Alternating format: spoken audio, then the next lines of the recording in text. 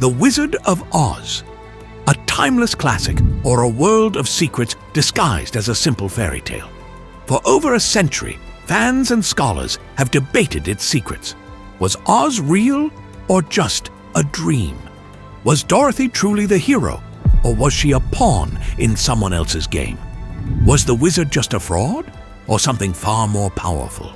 Perhaps a time traveler or the architect of an entire simulated world. And what about the witches? Was Glinda really Dorothy's guardian, or was she manipulating the entire journey from the start? Was the Wicked Witch of the West truly evil, or was she a part of a hidden war that Dorothy was unknowingly forced to fight? And was the Wicked Witch of the East more than just Dorothy's first obstacle? Could she and Dorothy be the same person, trapped in an endless, tragic cycle? And could the real hero of the story be the one we least expect? The deeper you look, the stranger Oz becomes. What if everything we thought we knew about Oz was a lie? It's time to follow the yellow brick road, but be warned, once you discover the truth about Oz, you may wish you hadn't. Oz is full of secrets, and so is this channel. Make sure to subscribe and turn on all notifications so you never miss a new deep dive into the mysteries hiding in your favorite stories.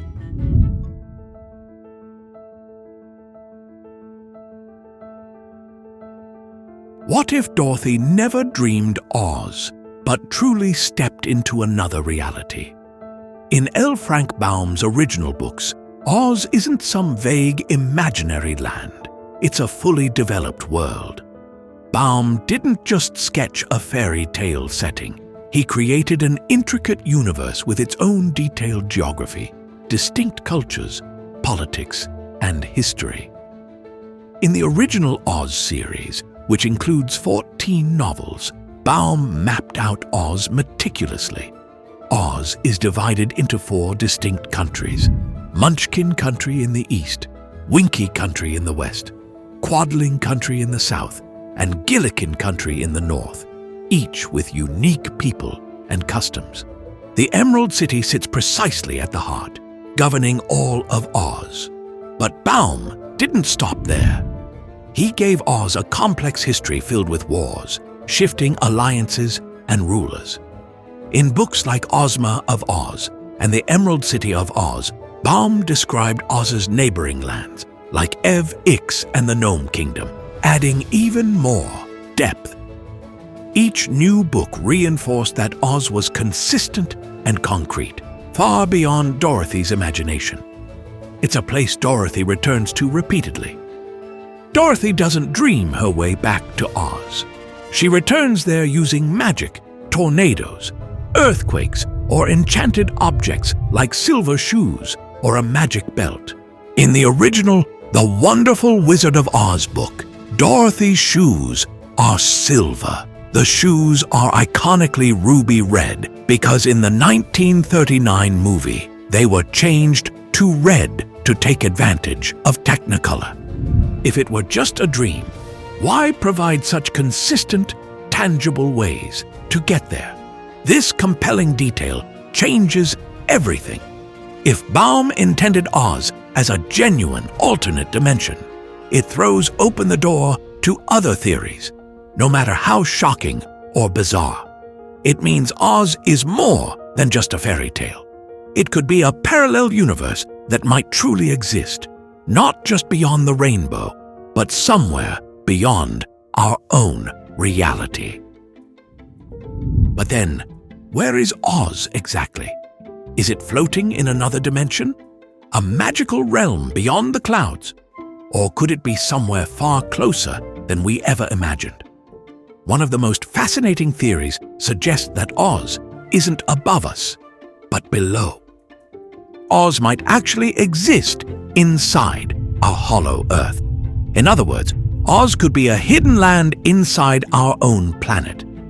This theory isn't random. It actually draws on clues from Baum's books.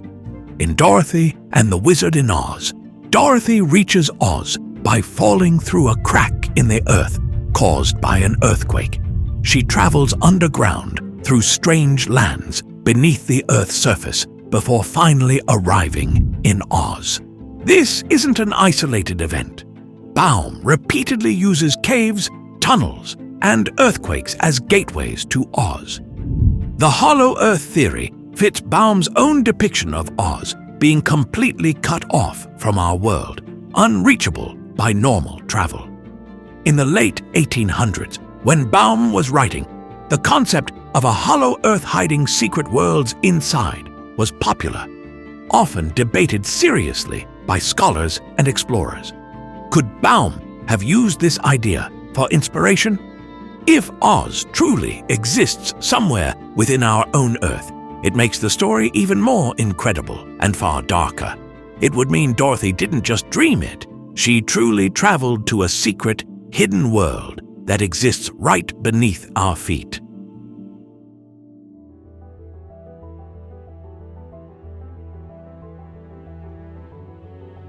There's a shocking theory that changes Dorothy's story completely.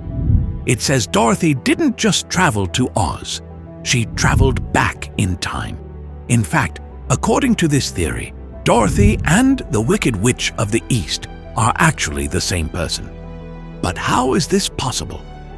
First, Dorothy's tornado sends her to Oz, as usual. When she lands, her house accidentally crushes the Wicked Witch of the East. Seems simple, right? But what if that witch was actually Dorothy herself from the future? This theory suggests that Dorothy never truly escapes Oz. Instead, something terrible happens over time. Dorothy becomes trapped, slowly corrupted by Oz's magic.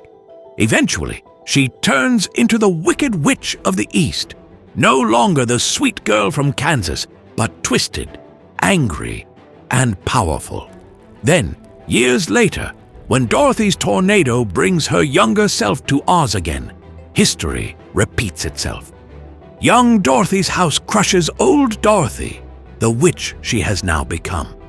Dorothy ends the life of her future self without even knowing it. This is called a time loop. Think about it. Dorothy arrives in Oz, accidentally lands on the Wicked Witch of the East, and takes her magical shoes. The Wicked Witch's body vanishes, just as Dorothy's old shoes disappear, almost like a reset button being pressed. The silver shoes then carry Dorothy through her journey, only to vanish themselves when she leaves Oz. If the cycle continues, Dorothy may one day return to Oz, slowly turning into the next Wicked Witch, only to be crushed by her past self over and over again. What if this isn't just magic, but a paradox?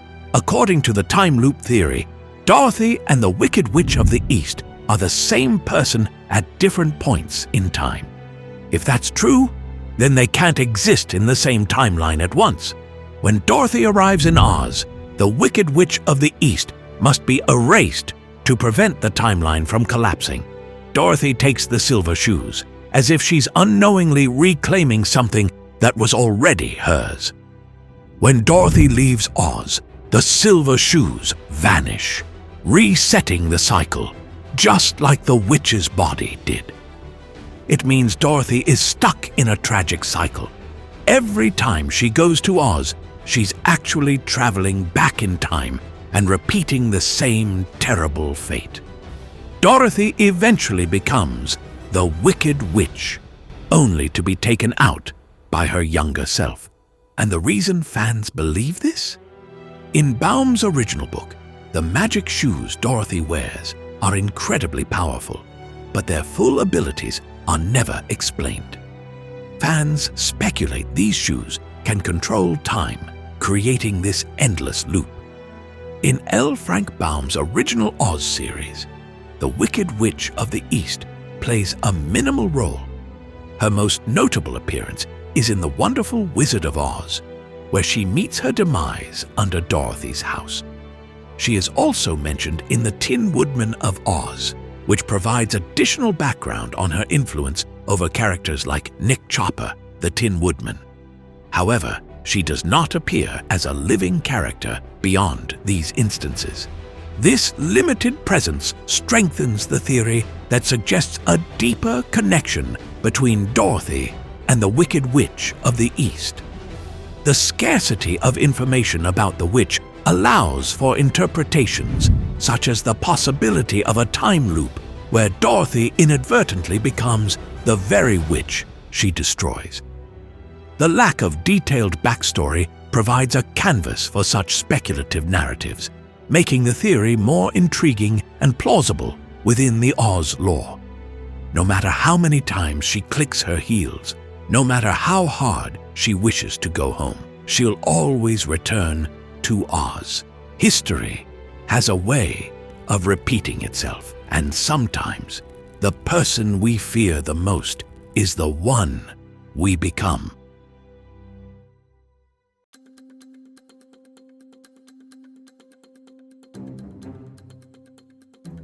The Wizard of Oz, also known as Oscar Zoroaster, Fadrig Isaac Norman Henkel, Emmanuel Ambroise Diggs, or Ozzy Pinhead, yes, that's his full name, is one of the most fascinating and deceptive characters. The wizard constantly changes his appearance depending on who enters his throne room.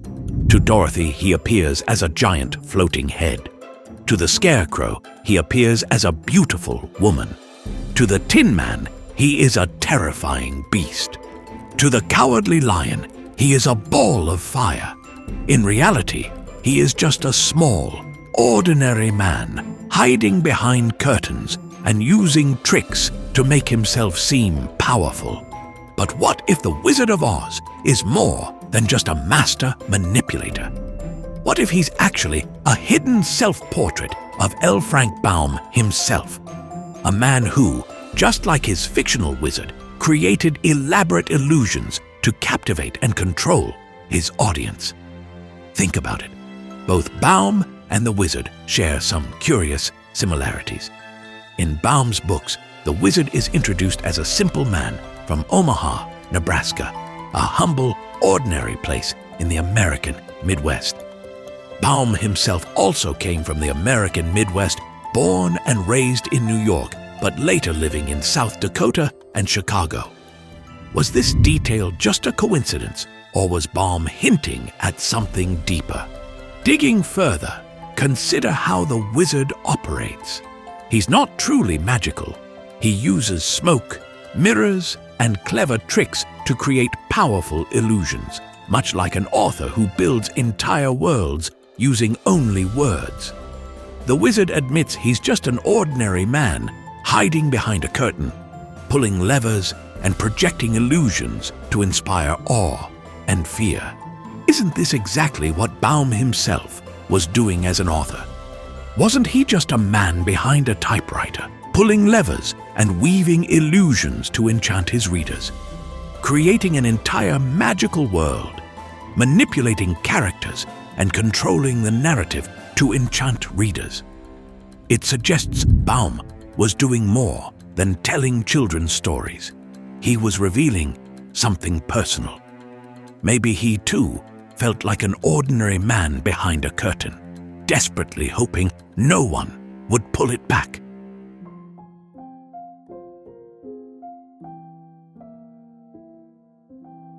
What if Dorothy's adventure in Oz was never real at all?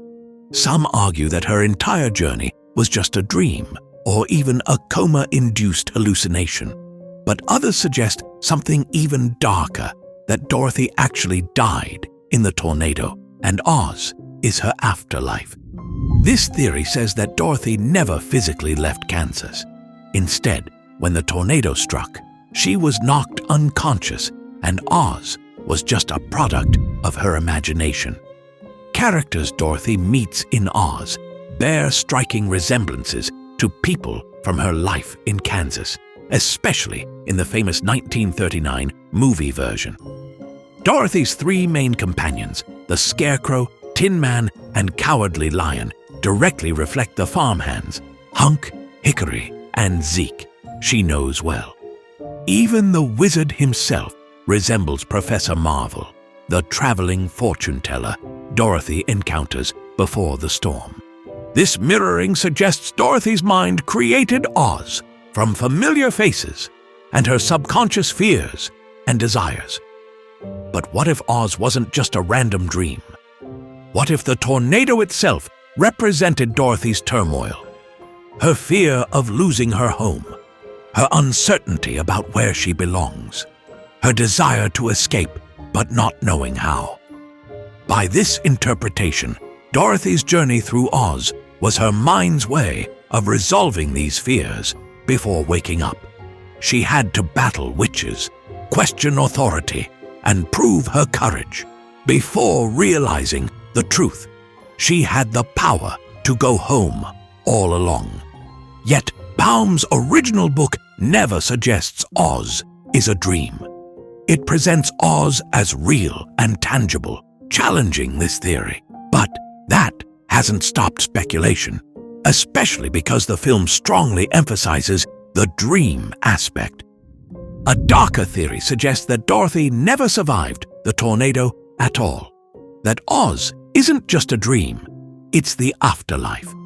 According to this idea, Oz represents Dorothy's afterlife, specifically something akin to purgatory, a realm between life and death where souls must overcome trials before moving on.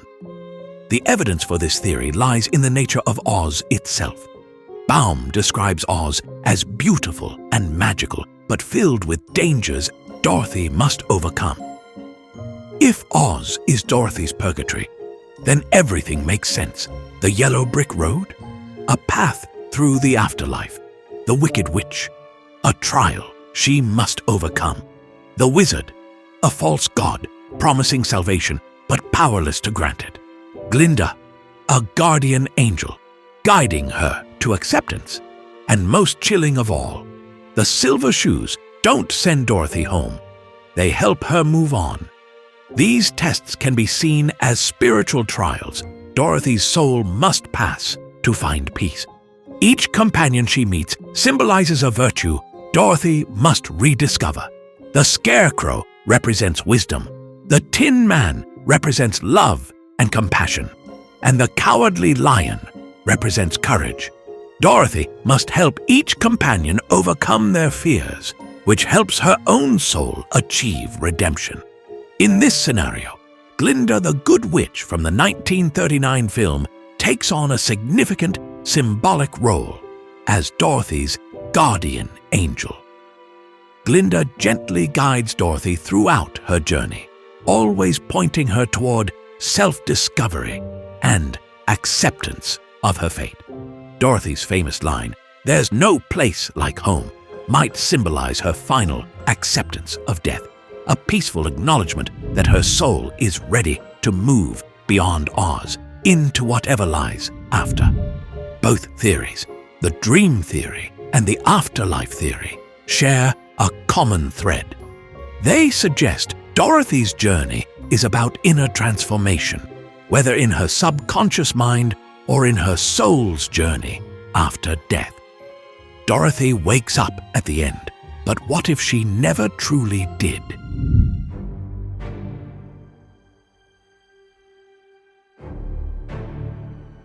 What if the line between good and evil in Oz isn't as clear as it seems?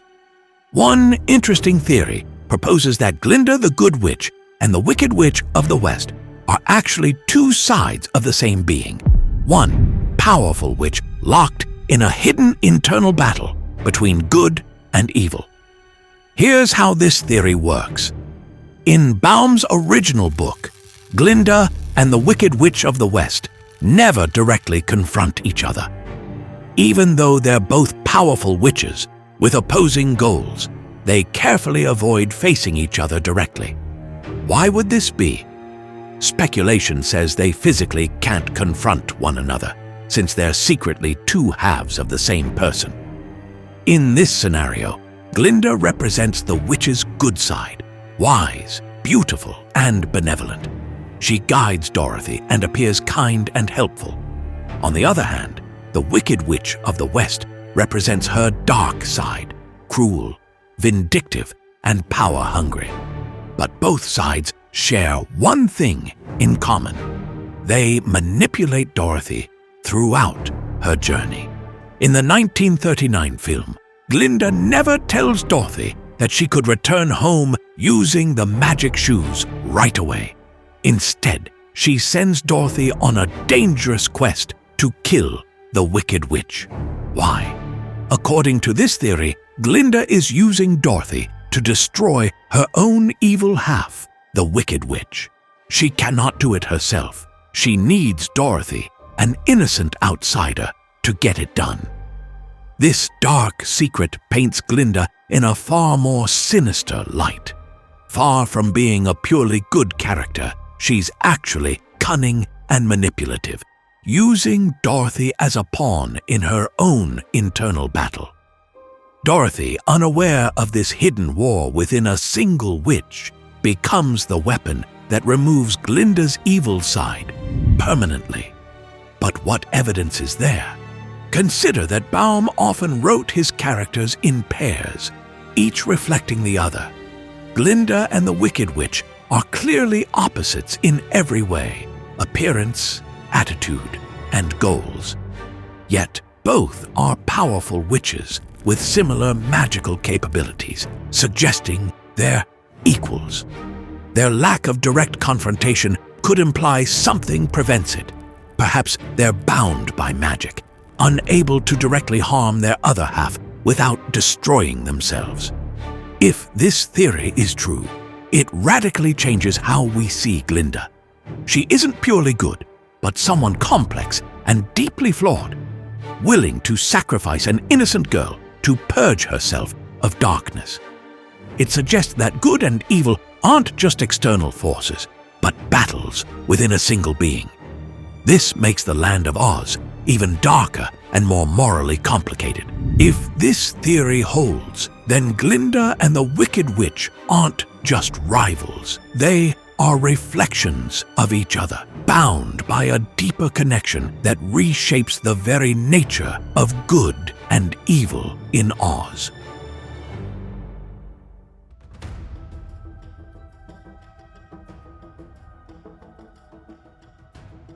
The Wizard of Oz, or Oscar Diggs, arrives in Oz by a hot air balloon accident. But what if that's not the full story? Some theories suggest the balloon was actually a malfunctioning time machine or advanced airship, and he landed in the past instead of his intended destination. Could the wizard be using technology from his own time period? Tech so advanced that it seems like magic to the people of Oz. Nowhere in the books does Baum hint that the wizard has knowledge beyond his tricks and illusions, and he's not depicted as a scientist or inventor, just a man who got lucky in a land where no one had ever seen stage magic before. However, when we look closer, things start to seem suspicious. He builds and operates a complex throne room filled with mechanical illusions, giant floating heads, fire displays, and booming voices. All seem eerily similar to holograms, robotics, or hidden speakers, far beyond what most circus ventriloquists and balloonists of the time could achieve. While some argue that time travel wasn't a major concept in children's literature at the time, it was actually a well-established idea in the late 19th century. H.G. Wells published The Time Machine in 1895, just 5 years before Baum wrote The Wonderful Wizard of Oz. Baum himself was fascinated by new technology, including electricity, mechanical automation, and scientific advancements. It's possible that he wrote the wizard as a displaced scientist or inventor rather than just a simple magician. And what about the way Oz works? The Emerald City is a central hub, like a control center. The entire land becomes magically sealed off in later books. Was this a security feature to prevent outside interference? What if the entire land of Oz is just an elaborate simulation created and controlled by the wizard himself? In this theory, Oz isn't real magic, but a virtual world or constructed reality designed entirely by the wizard, who isn't just a man behind a curtain, but a master manipulator who created the entire world. Evidence for this idea comes from the incredible coincidences and perfection of Dorothy's journey. Every step seems orchestrated.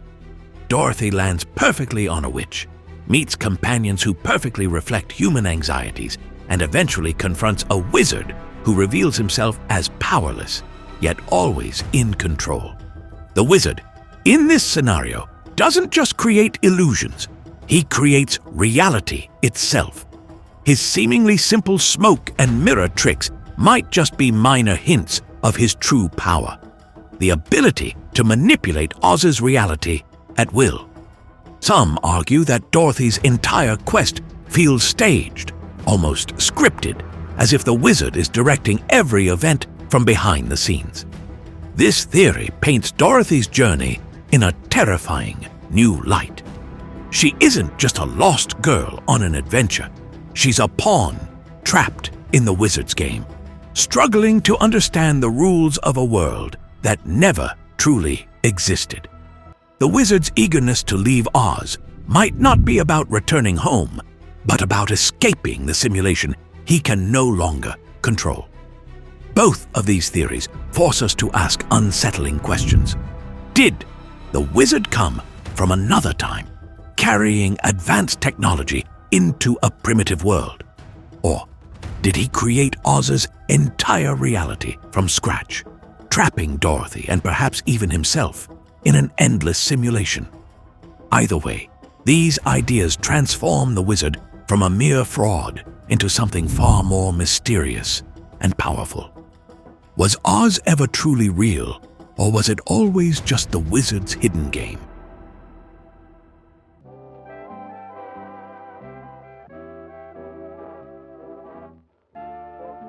They say heroes come in all shapes and sizes, but what if the real savior of the Wizard of Oz wasn't Dorothy, the Scarecrow, or even Glinda? What if it was Toto all along? Up until the book The Lost Princess of Oz, Toto behaves like a normal dog, barking but never speaking. However, in The Lost Princess of Oz, he suddenly starts talking, revealing that he was always able to talk but simply chose not to. When he finally talks, he casually mentions something strange. He thought it was odd that dogs in Kansas couldn't speak. This one line changes everything. It suggests that Toto always knew he was different, that he was fully aware of his ability to talk even before arriving in Oz. This adds to the theory that Toto isn't just an ordinary dog. He may be more magical or intelligent than he lets on. At first glance, Toto seems like just a loyal pet, Dorothy's adorable companion on her journey through Oz. But look closer, and something strange emerges. There's no backstory given about how she got him. Toto isn't just a dog. He may be a magical guide, a guardian spirit, or even an agent of Glinda, subtly leading Dorothy toward the truth. Toto is the only one who never changes. Unlike Dorothy and her companions, who struggle with identity, fear, and self-doubt, Toto remains constant and fearless throughout the entire story. He never hesitates, never doubts, and never falters. He just knows where to go. Toto is the one who exposes the wizard. While everyone else is blinded by the illusion, Toto does something simple yet powerful. He pulls back the curtain. Without him, Dorothy and her friends might have remained deceived forever. Could this be a metaphor for divine guidance? A force helping Dorothy see beyond the illusion? While Dorothy and the others are influenced, tricked, or enchanted, Toto remains oddly immune to the spells and dangers of Oz. Could it be because he isn't a normal dog? If Glinda is the true mastermind, could Toto have been her familiar all along? He keeps Dorothy safe, subtly leads her forward, and ensures she uncovers the truth. So, was the real hero all along the most unassuming character of all? Or maybe it's just a children's story. I'll leave that for you to decide. If you made it this far and liked the video, don't forget to leave a like and subscribe to join the growing community of mystic seekers. What do you think? Do you think these theories are true? Do you have other theories that weren't mentioned? There were several more theories I didn't get to in this video, so if you want a part 2, let me know. If you haven't seen our first Wizard of Oz video, go check it out. Thanks for watching.